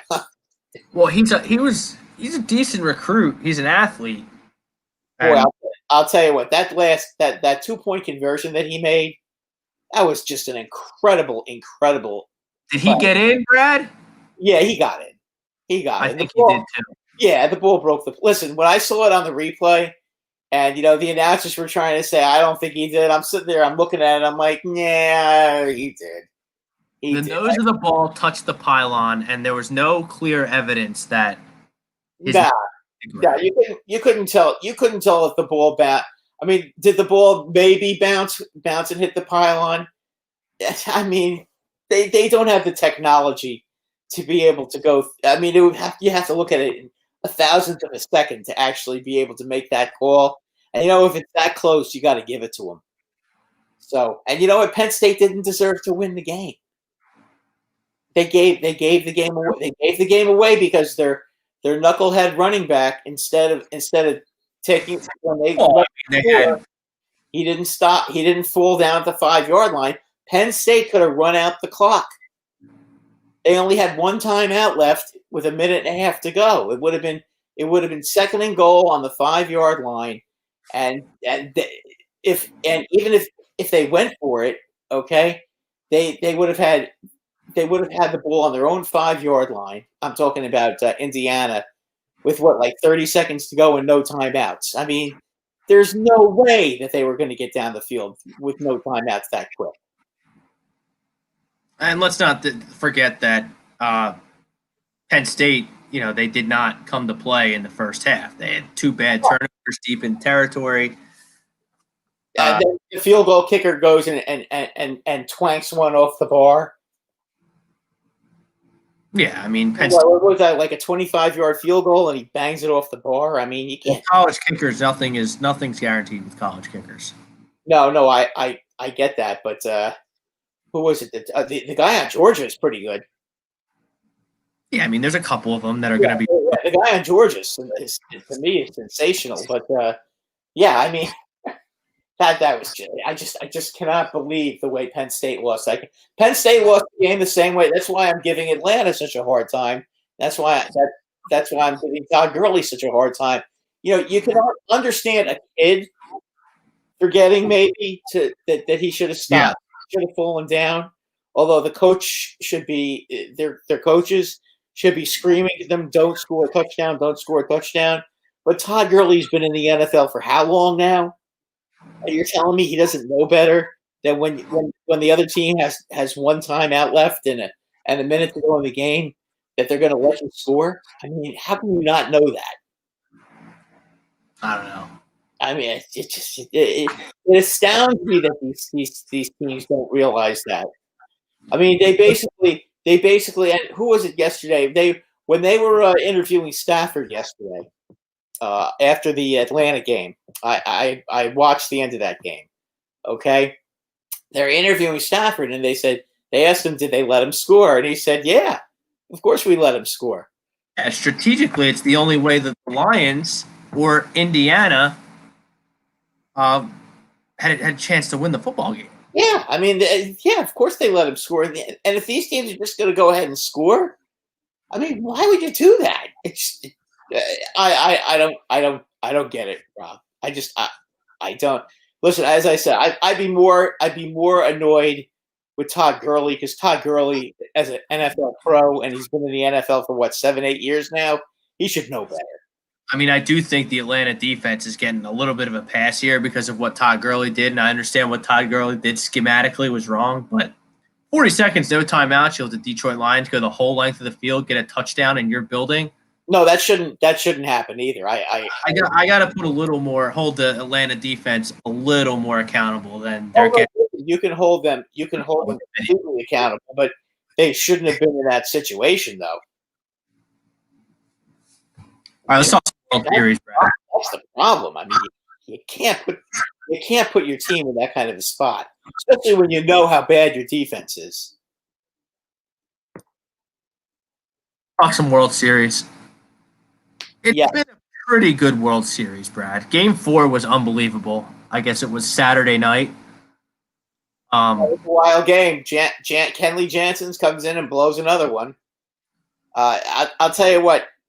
I still feel very, very good about the Dodgers winning this series. I get it that you're going to have Snell on the mound tomorrow, so that's probably advantage Tampa Bay because you're probably going to get the Dodger bullpen. But Game 7, it's going to be Blake Snell against Tony Goff. Yeah, well, he's only going to pitch. He's only probably going to pitch maybe 3 or 4 innings tops. It's going to be the Dodger bullpen against Blake Snell, and Blake Snell pretty much shut them down the first time he pitched against them. So, and I would expect nothing less from Blake Snell the second time. Blake Snell is a very good pitcher. However, Walker Buehler was in complete control in when he pitched Game 3. Complete control. And Charlie Morton got whacked around. Listen, I like Charlie Morton. I do think he's a clutch player and a clutch pitcher. But you know what? The Dodgers beat the hell out of him the first time. What is going to happen differently this time that didn't happen last time? That's gonna change that. You know what I'm saying? Would be Game 7. Charlie Morton would be Game 7. Yeah, Charlie Morton would be Game 7 because he pitched Game 3. Glass now pitched last night. I think putting him out on 2 days rest. I guess it was against the Yankees. I mean, he hasn't really been the same since. You mean Morton? I mean Glasnow. Glasnow. Oh yeah, no, Glasnow got beat up again yesterday. But I mean, you're going to have Charlie Morton pitching against Walker Buehler. I mean, that's a huge advantage for the Dodgers. That's why I think at this point you have to give the Dodgers a slight edge here. Unless Charlie Morton can go out there and give you 5 strong innings and keep it close, but the Dodgers just beat the hell out of him the last game. I don't know. The Rays have to hit. They hit in Game 4, and they were able to hang around and win the game at the end. But I mean, they didn't hit worth a lick. I mean, I guess there's merit to the fact that Kershaw and Buehler have been really good and have pitched like aces. I mean, if you want to give that credit, but I mean, they got to find a way to hit against these top tier pitchers if they want to win this game. I do think Tampa Bay wins tomorrow. I agree. I think they win that game.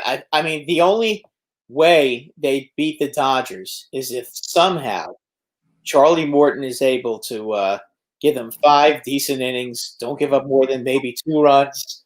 If Tampa Bay can find a way to scratch a run against Buehler and not be more than maybe a run behind after 5 innings, and they can get that bullpen in there, then I think they've got it. Then they've got a chance. But I mean, they can't let the Dodgers get a running start on them in Game 7. That's going to be the key.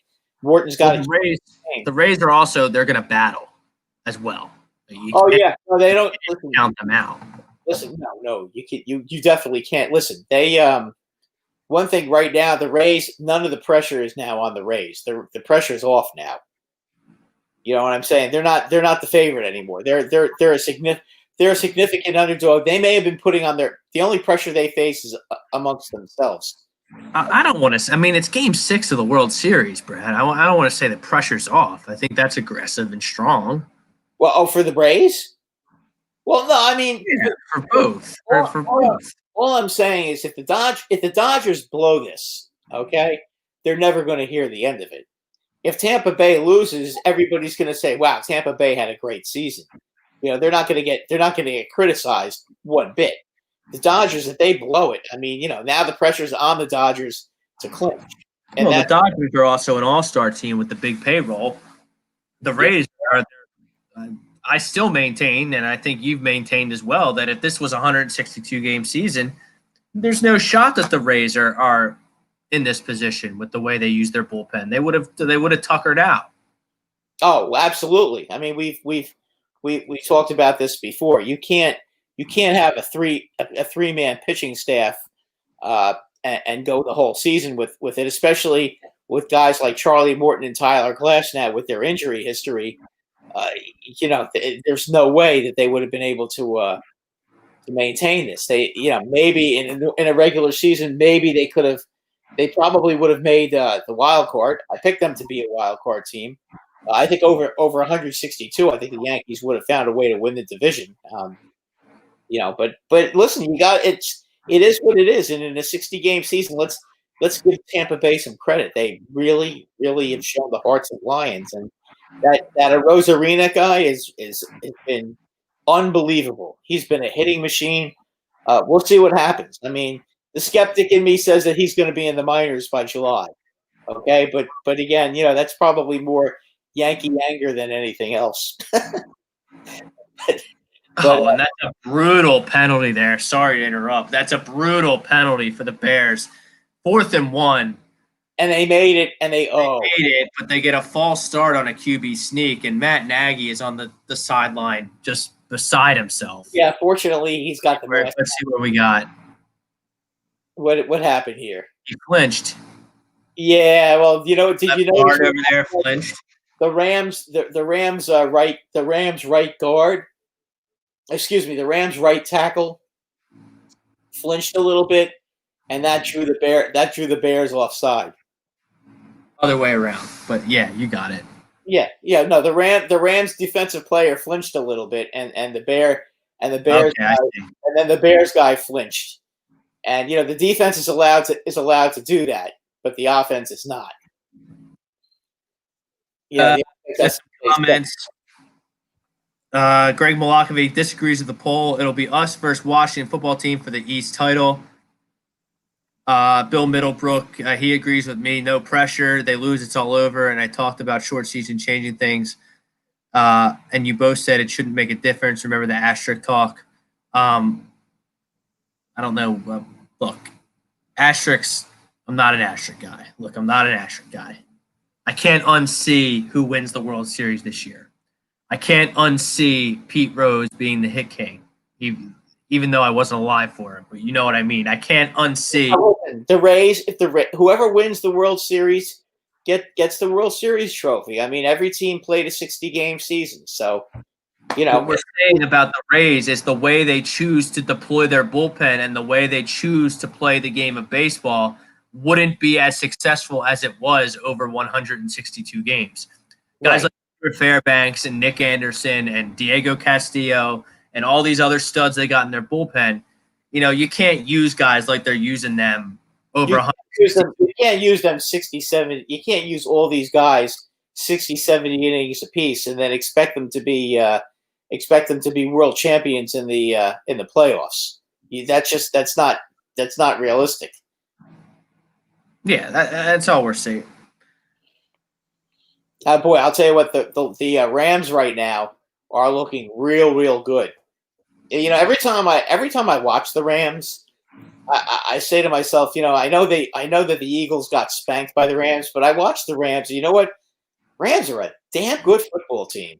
I mean, they really are. They don't have a specific weakness. They're like good at everything. They're not great at everything, but they're very good at everything. Like they're good at running the football. They're good at passing the football. They got a good defense. They're not great at anything, but they're good at everything. And those kind of teams are very, very tough to beat. Bill Miller, Pete Rose. Yeah, but Pete Rose isn't in the Hall of Fame, Bill, because of asterisk talk, because he supposedly cheated in that fact that he gambled on games after the fact, after his playing career. He's punished. Being in the Hall of Fame, Pete which Rose, is ridiculous. he broke. I can't unsee Barry Bonds. You're talking about asterisk talk. Yeah. Oh well, Barry Bonds. Yeah, he's a cheater, but you know what? He's still the home run king, but he's a cheater. But It's like Reggie Bush. Reggie Bush, his Heisman got taken away in 2005 because he got caught with an Escalade in an apartment and a job for his dad and whatever the case was. I forget the details. I can't unsee like Reggie Bush forever in my brain will always be the Heisman Trophy winner of 2005. It was one of the greatest on-field performances I've ever seen in college football. Yeah, and he was great in 2000. Yeah, he was fantastic that season. So I mean that's all we're saying in terms of asterisks and not being. And there's Bears defense holds. Be interested to see what Sean McVay does here on 4th down. He's got to kick the field goal. It's too early to be going for it in this kind of situation. Yeah, McVay might go for it, but if it was me, I'd kick the field goal. Because you don't want to be giving the Bears momentum. If the Bears stop them, then they get all the momentum. And why give them that? I mean, you're the Rams. Take the touchdown lead. I agree, but you know how these teams it's just like analytics to the 10th. Well, they are kicking. They are charged in the computer. People say I don't even know what to expect anymore, Brad. Well, they were smart. They took the 3 points. Listen, the Bears have a good defense. You can't when you have an opportunity to put points on the board against that defense, you got to put points on the board against that defense. 4th and 2. If it was 4th and a foot, maybe you go for it. But 4th and 2 in that part of the field, that's a tough part of the field because you don't have a lot of room to pass the ball. And it's very easy to blow up a play on 4th and 2. I mean, you could try to run the ball. Running for 2 yards down there can be problematic as well. So, take the field goal, get the 7-point lead, and and if you get down there again and you kick another field goal, then you have a 2-score game. You make it a 2-score game. But if you gamble and lose, it's still 7-3, and then they can be ahead at halftime. You don't want that to happen. All right, Brad. Let's do early leans. We got about 10 minutes left here. Thursday night football. We got another dud. Atlanta visiting Carolina. Carolina's laying 3. No, I think Carolina's going to kill them. Atlanta stinks. They just stink. Exactly. I think McCaffrey's going to go nuts. If he plays, they are being extremely cautious with Christian McCaffrey, and I guess that's how you should be with the extra wild card spot. But he's coming back soon, and if they can hold their head above water here, maybe they can make a push for the 7. Are you going to play this week? It's a maybe. Okay. Matt Rule says he's not playing unless he can practice. I was under the impression he was going to be playing. Even if he's not playing, though, Carolina. I mean, look, coaches lie through their teeth all the time. Matt Rule said today if he can practice both days, he'll be out there. If he can't practice both days, they're going to hold him out. Okay. Well, I mean, at this point, I would still. I love Carolina in that game. Atlanta to me is pathetically bad. They're not good, and I like. Who knows? I like Robbie Anderson. I like Matt Rule. I like the Panthers. Yeah, Matt Rule's done a hell of a job. I don't know how good they are, but I like them. Matt Rule's. Matt Rule should have been the coach of the Giants, but I mean, whatever. That's getting to Sunday. Yeah. The Minnesota Vikings are going to visit the Green Bay Packers. Green Bay is laying 6.5. I like the Packers here. Yeah, I would agree. Kirk Cousins on the road in Lambeau, not a good mix. And Minnesota just looks terrible this year. So I don't see them coming back. They said they also may be having guys getting traded too. So I would have to go with Green Bay. I think Green Bay is going to do something to improve themselves as well. Brad, the Tennessee Titans, off a narrow loss to the Pittsburgh Steelers, they're going to travel to Cincinnati. The Titans are a 5.5-point road favorite. I like the Titans here. Yeah, I think the Titans are going to put a hurting on the Bengals. One of the biggest professional football lines I've ever seen in my life. The New York Jets are visiting Arrowhead. The Chiefs are 19.5-point favorites, Brad. And they'll probably cover.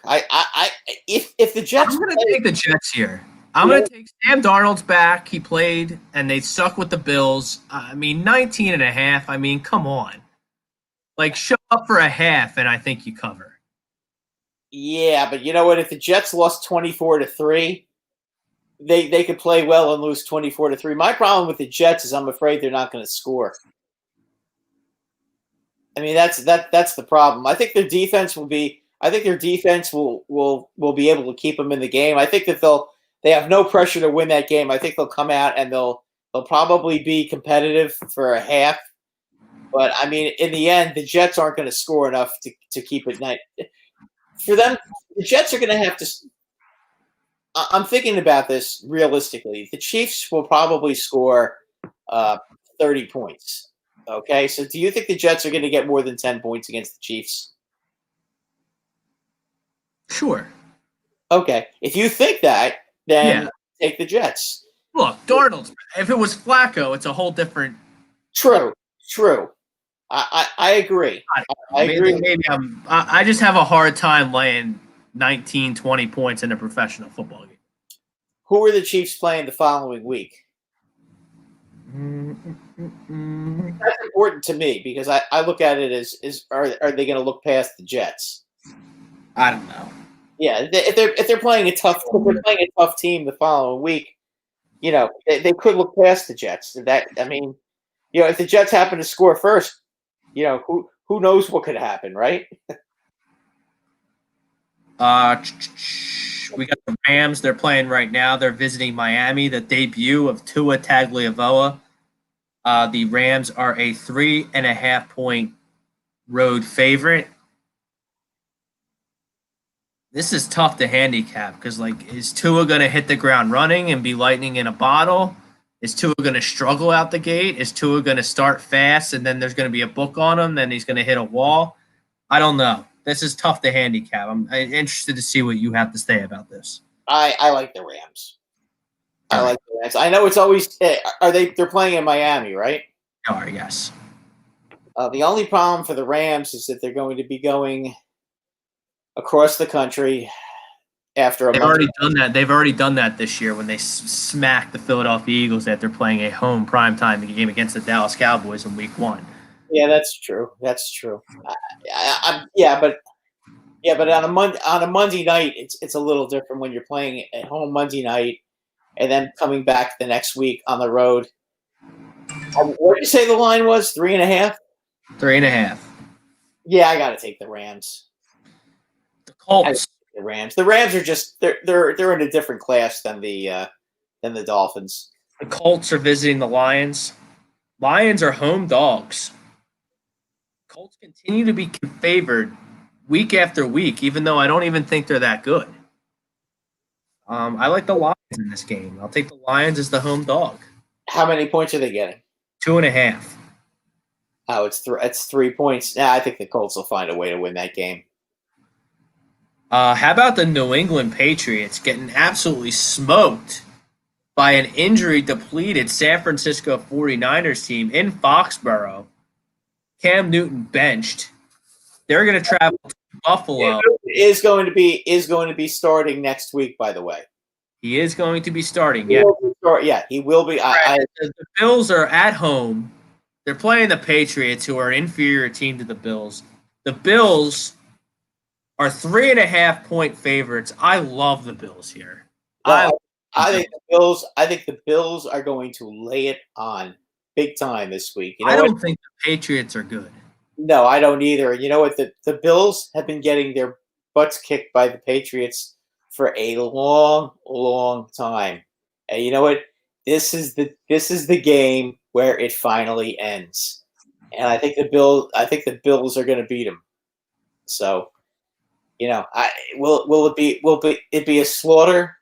Probably not. But the Bills don't ever seem to slaughter anybody. But they'll win. They'll win like maybe a 20-10, 24-10, something like that. yeah, like 20-10, 24-10, 24-13, something like that. They're not gonna win. They're not gonna win 42-10. They're not that kind of a team that's gonna do that. But they're gonna win the game, and it'll be close for a while. But they're gonna win the game, and they're gonna be very, very focused for this game. I think that they may have been looking ahead in the Jet game, particularly in the first half, because the Jets were kind of pushing them around in the first half, and then the Bills woke up in the second half. I think you kind of anticipate. You can anticipate that coming, but the Bills should cover that spread and win the game. The Las Vegas Raiders, they're visiting the Cleveland Browns. Cleveland's a 2.5-point favorite. That's another one I love. What's the over in that game? 54. I think I like the over. That's good. Look, the Raiders they look like they're on the right track. Yes, they do. I don't know if they're ready. They got a good offensive line. Josh Jacobs is inconsistent. I will say that about him. Their defense is coming along, but I think the Browns are just a better football team than the Raiders are at this point. I think the Raiders are going to score some points, but the Browns at this point are a little bit ahead of the Raiders. I like the Browns, and I think that they're probably a 10-point winner. Game of the day, Pittsburgh going to Baltimore. Baltimore a 3.5-point favorite. I like the Ravens here at home. I take the 3.5. I think the Ravens coming off a bye. Pittsburgh, they got to lose at some point. Yeah, they will. And you know what? They had a real tough physical game against the Tennessee Titans. So that jumps out to me as well. Moving to the 4:00 slate, the Los Angeles Chargers, the Justin Herbert-led Los Angeles Chargers. They're traveling to Denver. They are road favorites in Denver. Denver obviously getting shellacked by Kansas City. They're 3-point home dogs, Denver. I like Denver here, Brad. Yeah, I'd say the Broncos in the 3.5 or the 3. Yeah, I would take that. The Saints are visiting Chicago. Chicago, a home dog. I have no feel for this game, Brad. You know what? I take the Bears. Bears getting points at home. I can see that. Yeah. No, I think listen. I mean, I like the Saints. I've always been somebody who hops on top of the Saints at all times. But you know what? Them being at home a favorite right now, they're gonna have to do a little show me football before I really throw myself back on top of the Saints bandwagon again. I don't know that they're going to go into they're going to go into Chicago spotting points. I don't know if they're even going to win the game, let alone cover a spread. What is the spread? What game? I'm sorry. The Bears and the Saints.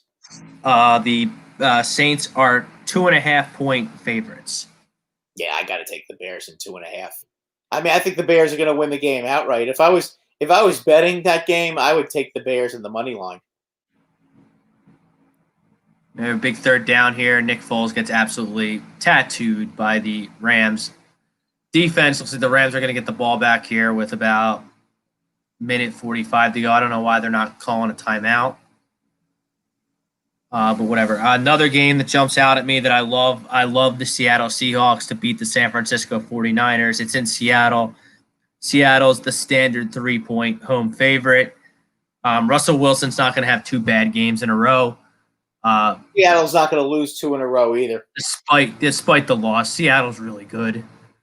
They're legitimate contenders, whereas San Francisco, I think, is a tier below the Seattle Seahawks. I like the Seahawks to take care of business in this one.